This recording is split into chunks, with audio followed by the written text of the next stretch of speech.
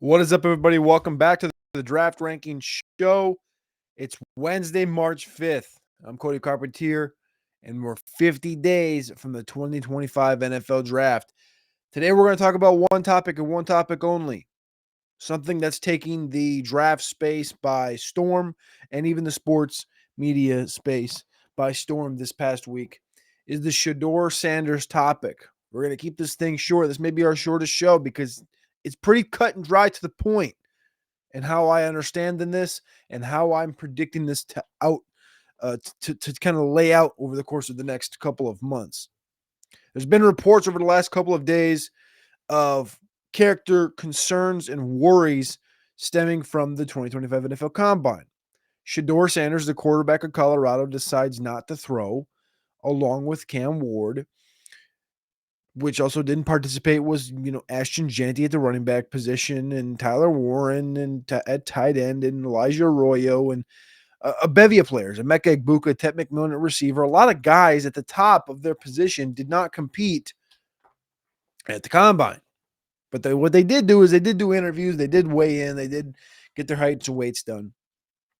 People are calling it a big mistake for someone not guaranteed the top 5 or top 8 picks, giving guys like Jackson Dart and Quinn Ewers and Tyler Shook and Jalen Milroe a chance to make up that ground on you. There's other people that are reporting that two teams was the main one. This is coming from multiple top of the line draft analysts and sources, that two teams were, in other words, completely put off by the interviews they had with Shedeur Sanders, because he was disinterested in meeting with them. He was brash. He was not professional in the setting, not prepared. And I wonder sometimes whether that is a team being truthful, putting out a narrative that they want, or if it's just the facts of this is what Deion did. Deion did this when Deion was coming through the NFL draft. Deion famously walked into a meeting with the Giants, and they handed him a massive binder with a playbook in it. And he said, sorry, I'm not going to fall to you. I'm not going to be available when you're picking. So I'm not going to do what you want me to do right here. That was back in 1989. Imagine if X existed in 1989. Right. And the story comes out the day after the Combine that Deion Sanders tells the Giants that you're not going to be available when I'm picking, so I'm not doing what you want me to do in this interview or this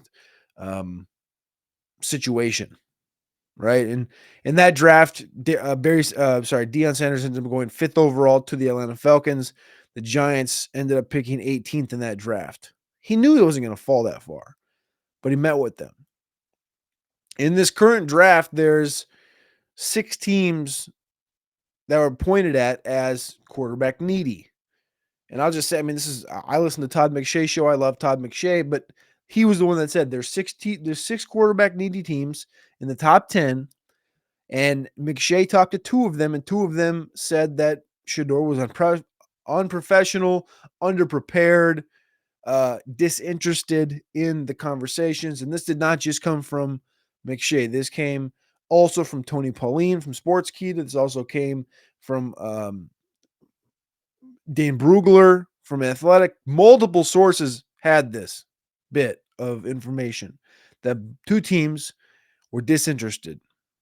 Is it a coordinated attack from the teams in hopes of getting Shedeur to fall to them?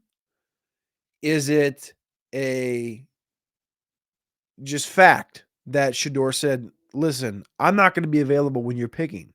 Could that just be history repeating itself? That's where I have question. So if there's 6 teams that need quarterback, we know Tennessee, Cleveland, the Giants, which is picking 1, 2, and 3, the Raiders at 6, the Jets at 7, The Saints at 9.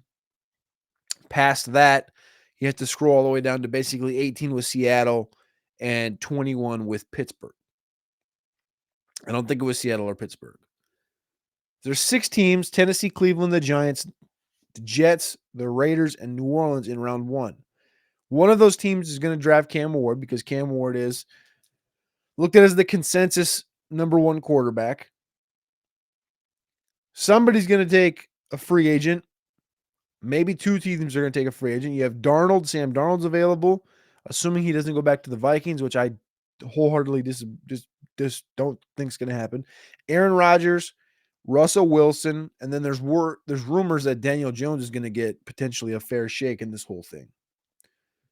Then you have the Cam Ward and the Shedeur Sanders sweepstakes. We'll probably get a little better view here in the next 2 weeks once free agency kind of hits, where Darnold, Rodgers, Russ, Jones, Winston, guys like this end up going. Jacoby Brissett, Fields probably goes back to the Steelers.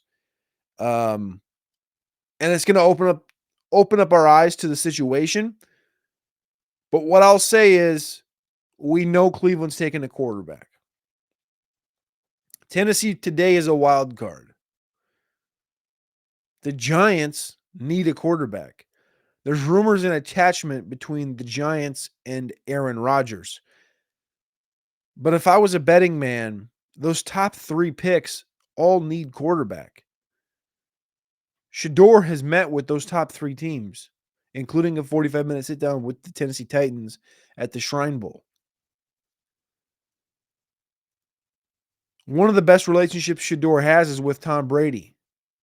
As far as people that are like in the front offices and stuff, one of his best relationships is with Tom Brady from prior to the draft cycle.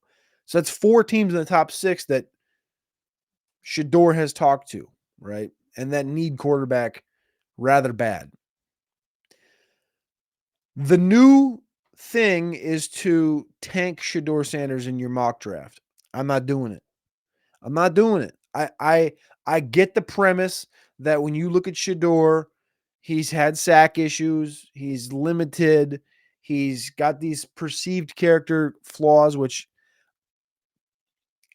people that aren't in his shoes don't understand what it's like to be in those shoes. I watch a lot of well-off media. Bucky, Deion Sanders Jr. does great work behind the scenes, covering Shedeur, Shiloh, Travis, Deion, all this stuff.